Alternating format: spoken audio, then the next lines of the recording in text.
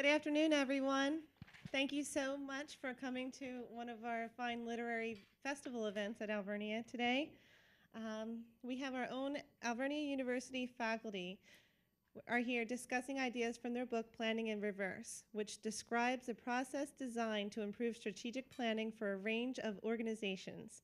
Companies looking to enhance the communication between stakeholders and build trust among employees, as well as small business entrepreneurs looking to start off on the right foot. We'll find that their approach provides a clear alternative strategy to traditional strategic planning. Authors Scott Ballantyne, Mary Ellen Wells, and Beth Barrett are all award-winning published professors in the business department here at Alvernia. Today, they will be discussing Planning in Reverse and their book.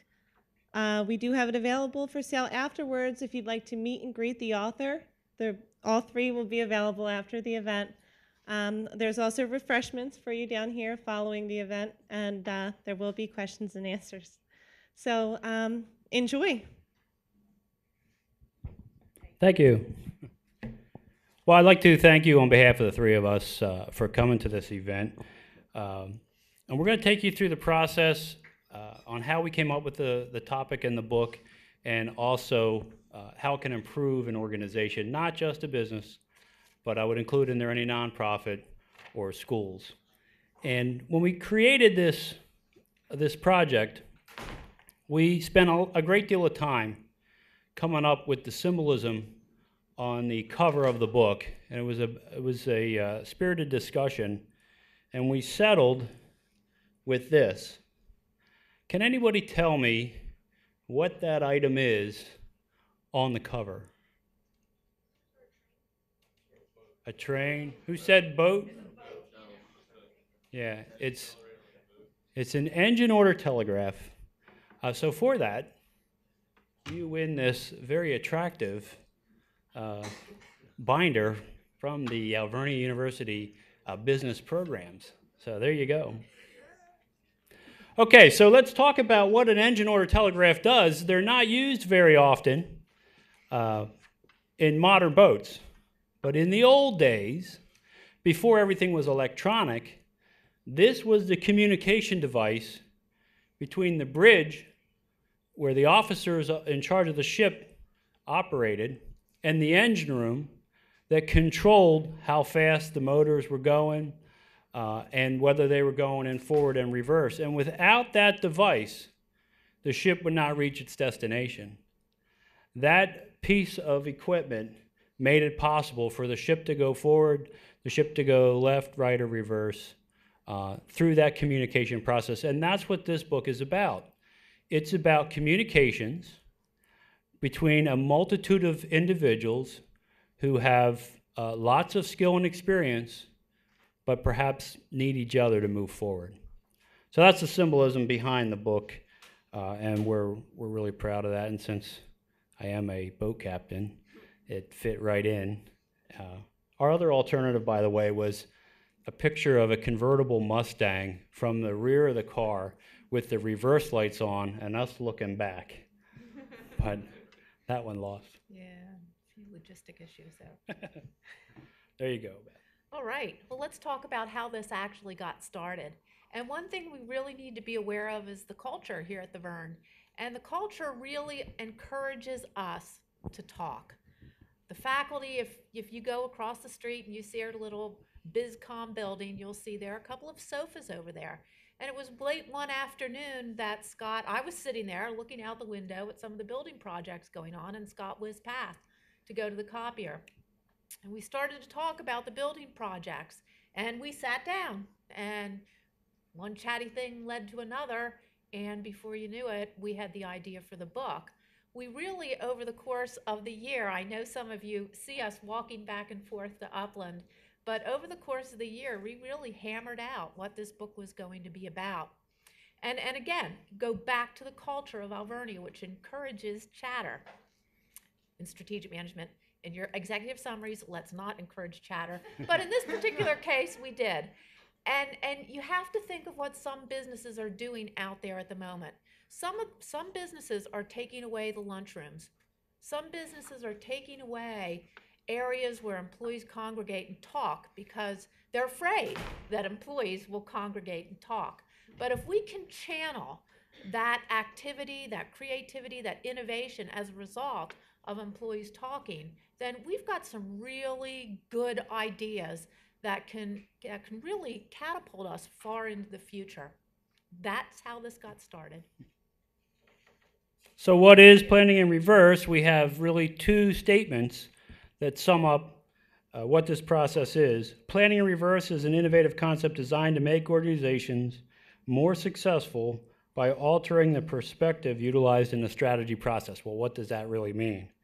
What's needed for organizations to thrive in this new environment of change and uncertainty is a short-term approach for long-term viability. We see lots of long-term strategic plans that are created with a lot of enthusiasm, but in the time the plan is built until it's completed, so much has changed in society that the plan may be rendered useless.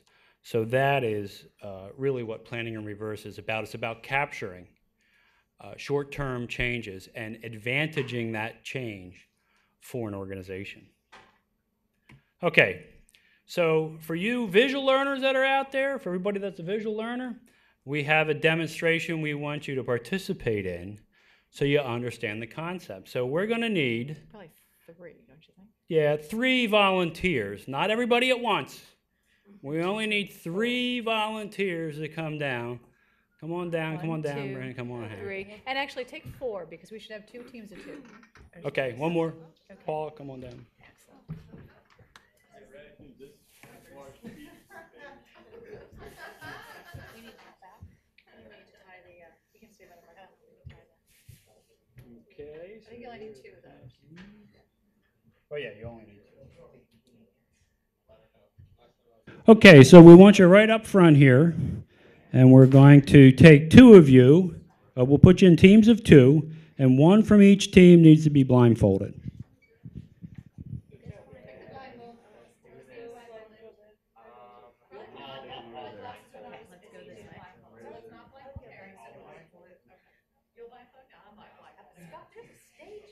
That's okay. Put them in front of it.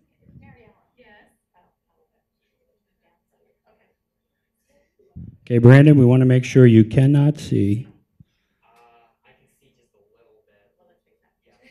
little bit. Okay, and who is our other contestant to be blindfolded? Okay, turn them around there, Mary Ellen. Okay, go ahead. That's blindfold Paula.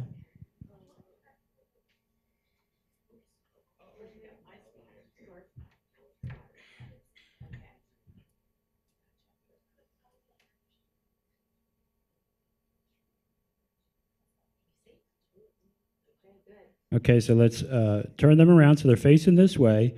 Now the assistants just step up here on the, okay. So no participation from the audience at this time, and you two can't see anything at this point. So your goal now, with all the skill you've learned at Alvernia, is to reach the exit door on the right-hand side, which would be in front of you, without hitting anything. So go ahead and try. That way. No? No, Harry. Up here. Keep trying. You can't see. Yep. And you don't want to hit anything. Not yet.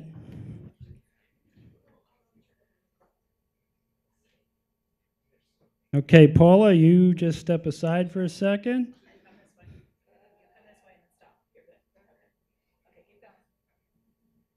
Okay, Brandon? Good. Okay, now, let's just lead them. You hit the steps, so we're going to lead you back.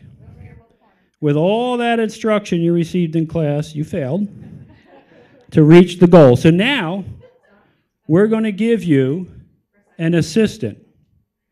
So the person that is your team member is allowed not to touch you, but they can tell you to either take 1 step forward, 1 step to the side, 1 step back.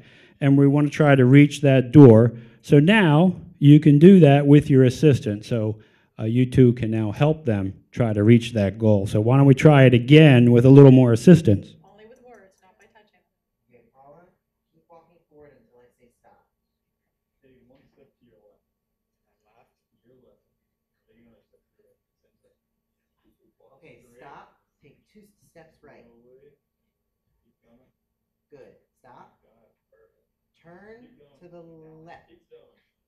Stop. Keep walking forward. Slowly. Stop. A little bit to the left. To your right. Forward. One step forward. Stop. Left. Forward. 2 steps to your right. Keep walking. Yeah. Keep walking, Paula. You're doing good. Okay. Just keep walking. rotate Just keep clockwise. walking. Just keep walking. Just keep Yeah. walking. Okay, Okay. stop. Turn to the right.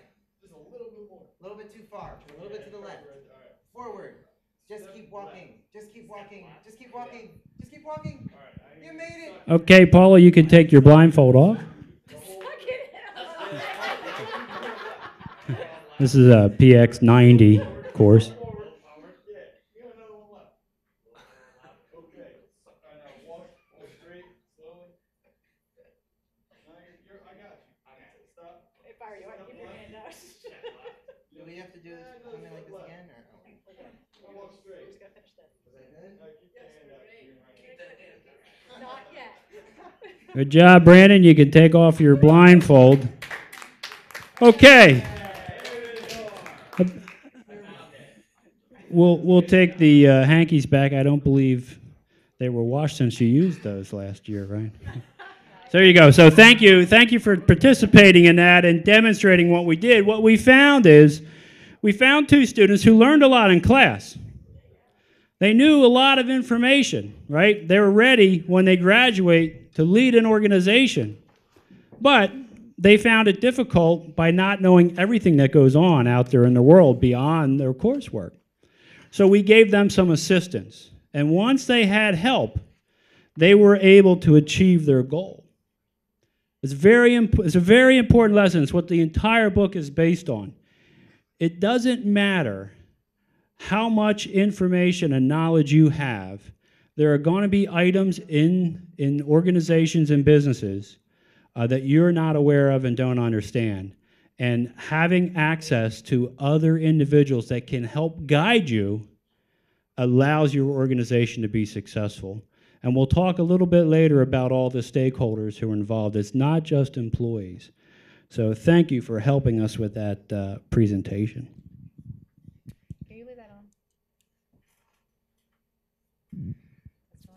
All right, because I can't show you this next slide without being able to point to it.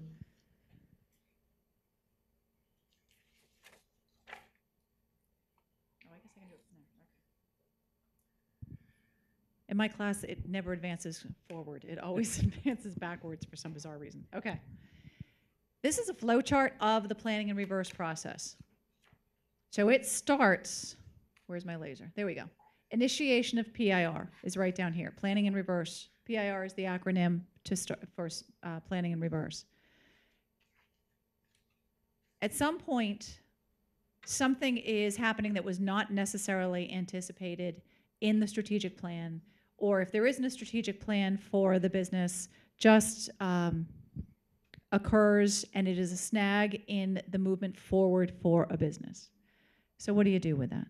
Well, it initiates from an implication scan where we understand from clients, from customers, from employees, from coworkers that something needs to be changed in the business in order to continue moving forward. Something has happened, some impediment is recognized.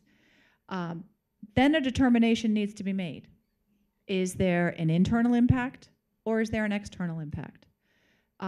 Is it only going to affect us inside the business, inside the organization, inside the nonprofit, or does it have broader implications to outside? If you determine, I'm just going to take for purposes of today the internal impact, because we're going to go through some examples. If it's an internal impact, you look at what the impediment is and try to determine an improvement.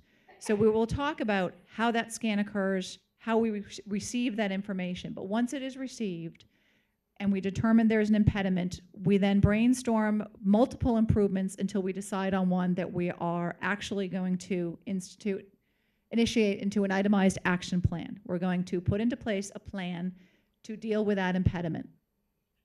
The itemized action plan gets put into place maybe with some others to create an implementation plan. It gets integrated into the process of the organization.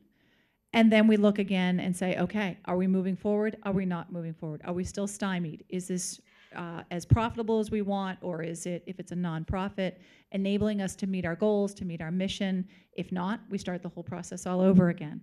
And remember, again, you could end up going down this side of the flow chart if it's an external impact. So that's the visual representation of what we're going to be talking about for how PIR works. A couple quick examples on that. An external implication might be something like the road in front of your restaurant is being repaved. So how are we going to deal with that? What do we have to do to survive that period of time? An internal change may be the hours that we're going to be open, or a new labor contract that we have to live with, where it impacts the organization internally is not necessarily an external threat. So we deal with those internal and external threats separately because they have differing impacts on the organization.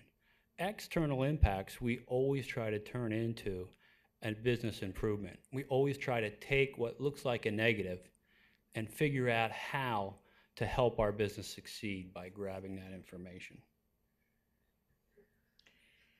So one of the questions we ask is, why use planning in reverse? What is different, better, sets it apart? It is unique. It will work in any organization. You can move that ahead, Scott.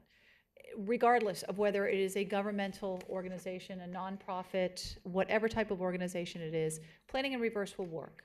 If it's an organization that typically looks long-term, has a 5-year, 10-year plan, it will still work for short-term action plans in response to a current need.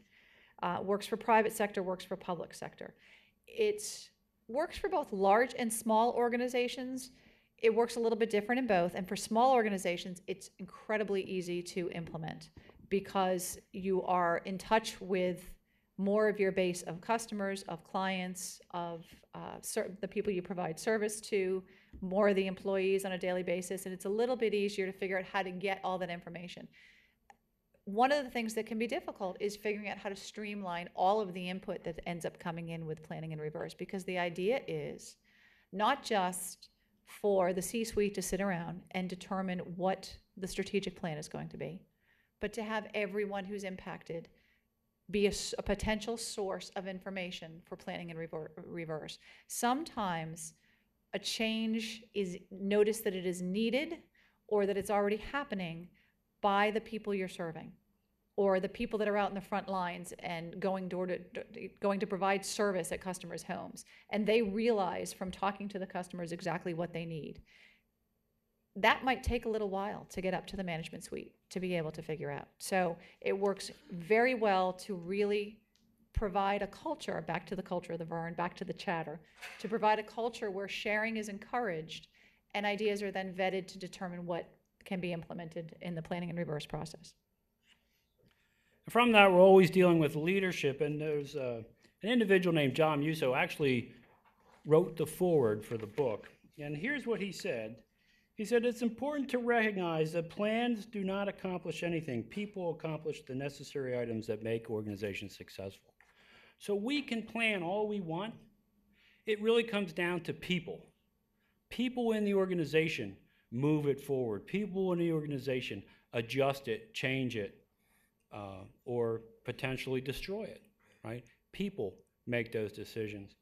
And number 2 quote up here, Captain Tony Terracino, author who wrote about him, will be here Thursday night at 7 p.m. over in the McGlynn Conference Center. You're going to want to see Brad Maynard, who is a superintendent in Iowa, talk about Captain Tony.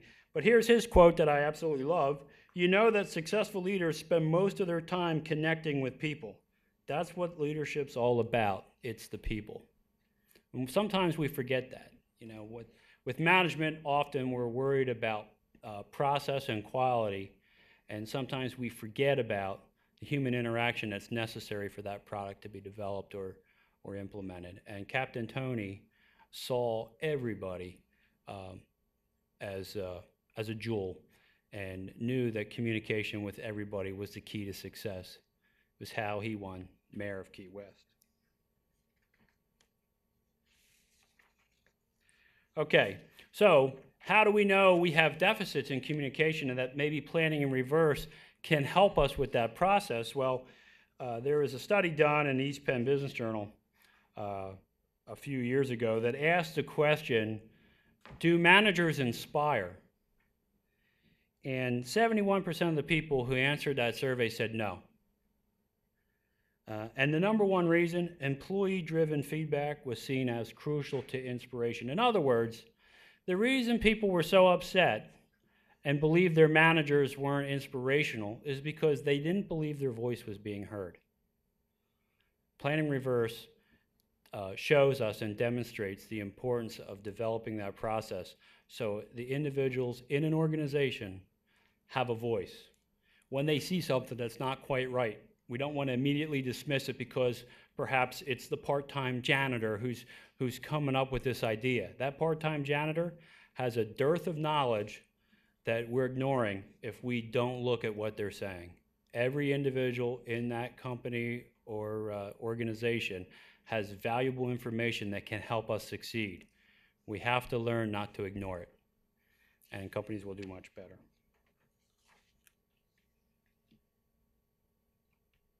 Engagement.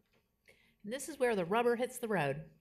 If we start looking at the definition of employee engagement, which is a real popular buzzword today, it is so much more than empowered employees. Engagement is the extent to which people enjoy and believe in what they do and are valued for it. That's a real broad-based definition of employee engagement. When we wrote the book in August of 2009, the numbers were 33% of workers were engaged, 40% of workers not engaged, 18% of workers were actively disengaged, and I'll talk about each one. But notice the 2011, we got some current figures, and yikes, we're not seeing a whole lot of improvement now, are we? Which maybe we should sell more books. But that being said, let's just look at this. 29% of workers engaged. I mean, they're really into it.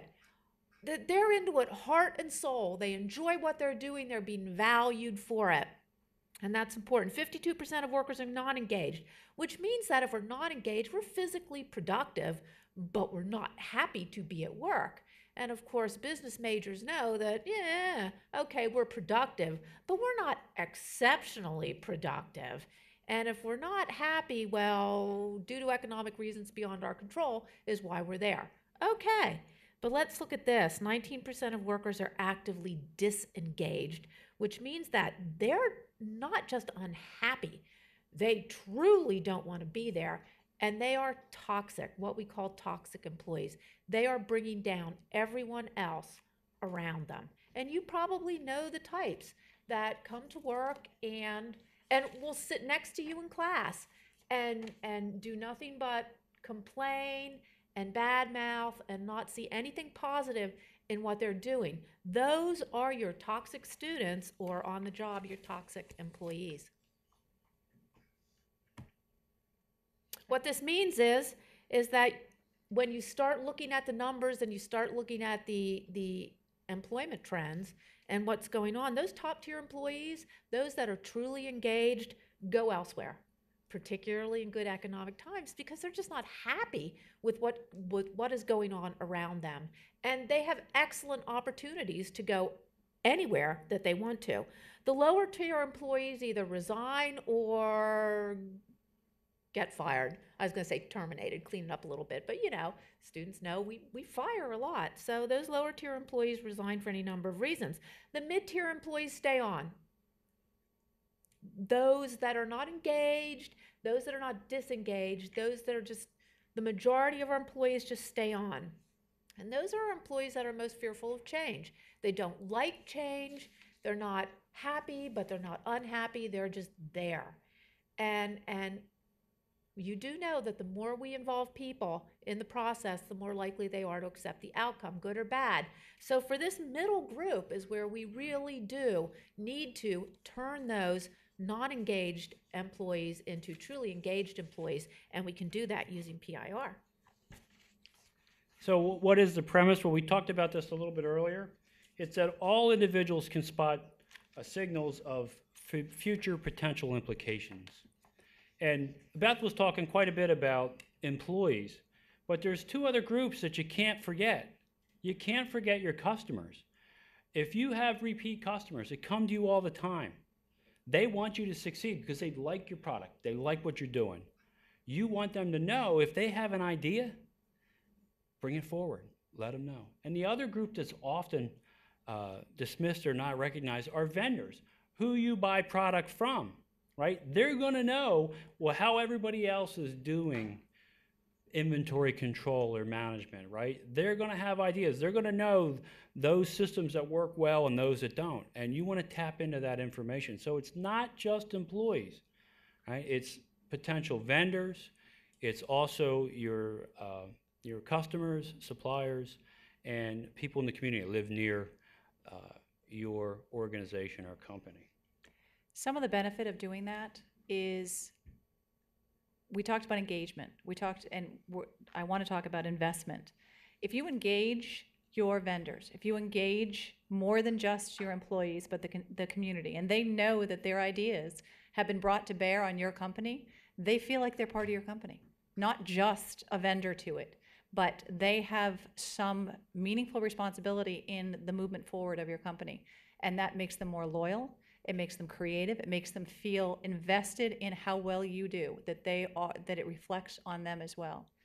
And if you can do that for your vendors, for your employees, for the community in which you are serving, whether on a profit or a nonprofit basis, it becomes a win-win for all people, and it creates and builds an energy of its own that helps continue that success going forward. And that implication scan we looked at, or that flow chart, which included the implication scans and included the feedback from all constituents, continues to come in because they continue to feel vested in your company, in your organization, and want to be part of the improvement, the change, the growth. Okay, you'll see the word engaged again. Organizational leaders should engage. When in a highly engaged environment, the employee understands their job and adds value to it. Now, you'll see a couple of times no room for micromanagement in this book. And it begins on page 18. When we look at such leaders must also be willing to delegate assignments and tasks to employees. Complexity is the issue in today's organization. We have 4 generations. We've got traditionalists, we have boomers, we have Xers, and we have Yers that work on the job together. They need to work together. They need to find that fit. And we do that through a healthy exchange of information and understanding the culture of that organization. No room for micromanagement. We need to trust our employees and trust that we've hired them because we know they can do the job. You're on. How is planning in reverse different from strategic planning? Please tell me you all know what strategic planning is. The long-term plan, since I think a lot of the students in here are in your strategic planning class. The long-term plan for your business. And it is with an eye towards typically 5 years out. 3 to 5. 3 to 5 years out. Planning in reverse is, okay, something has happened. The economy has changed. A crisis has happened. There's been a change in production. There's been a change in an environmental substance that's being used. It was not contemplated in your strategic plan. The idea of planning in reverse is immediately responsive, that you can understand exactly what is going on at the moment from whatever source it's coming in from an implication scan, and determine what direction you want to go in immediately, not call together the committee, create the strategic plan, put the strategic plan in place, vote on it, and move forward. It is an ongoing process. It does not replace strategic planning. It enhances strategic planning. It is designed to be used to I'm struggling to not use the word react, because it is not necessarily reactive as much as it is still proactive given current situations. Whereas strategic planning looks so far down the road, you're not looking at current situations necessarily. You're looking at what we think is going to occur in 3 years, while planning in reverse is at that 3-year period. Something's happening that wasn't envisioned in the current strategic plan. We're not going to revise the current strategic plan for a number of years. Here's where we can really implement planning in reverse until we have such a time as we revitalize the entire long-term plan again in the next strategic plan. Many large, well-known companies and organizations have failed even though they have long-term strategic plans. You can't control all of your environment. You can plan based on what you think is going to happen, what you project, but you don't always know. So to have a process that goes in hand with it that allows you to make current plans based on current situations makes sense for companies and their long-term viability. Can I just add? Yeah, go ahead. An example of one of those companies that had a beautiful strategic plan was Circuit City. And they missed numerous turns in the road as they went on. And are Circuit City still in business? No. No, and Best Buy, keep an eye on Best Buy. They need to be very careful too, because they just might go by the same way. But Circuit City's strategic plan was beautiful, but they just missed a couple of turns. Smaller organizations don't necessarily have the funding to create a rather elaborate strategic plan. In that case, planning reverse is a procedure or process that maybe completely substitutes for strategic plans, because the small business owner is reacting immediately to survive. They need to survive. They can't wait to see how this is going to play out over 6 or 8 months. They might not have the cash flow to survive for 6 to 8 months unless they make immediate changes. We have utilized several of the classes to test the planning and reverse process to see what it comes up with. And one of them was an implication scan that I have. How many have eaten at the Five Guys Burgers and Fries? Yeah, they have a very tasty burger. And they have lots of French fries that they put on there with it.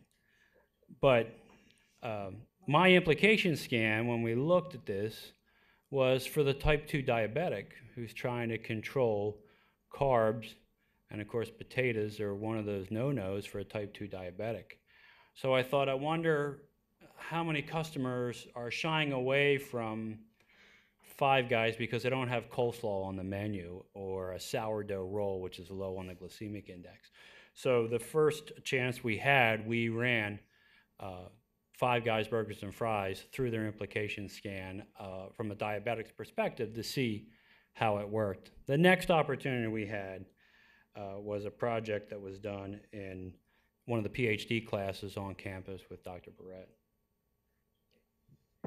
With this particular class, I divided the class into 2 groups, one nonprofit and one for-profit.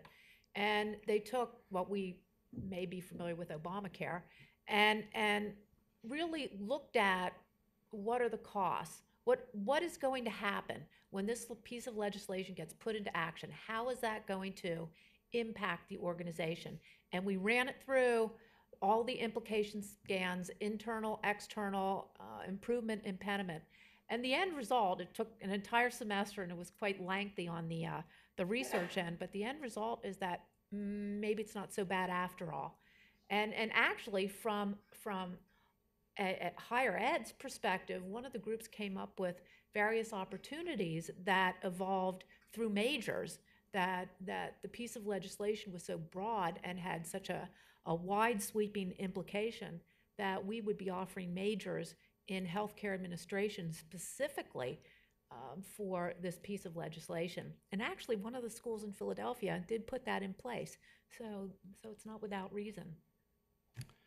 Another organization that we wanted to help was Willie T's Quick Stop 51. Anybody stop over there? It was over near Flying Hills.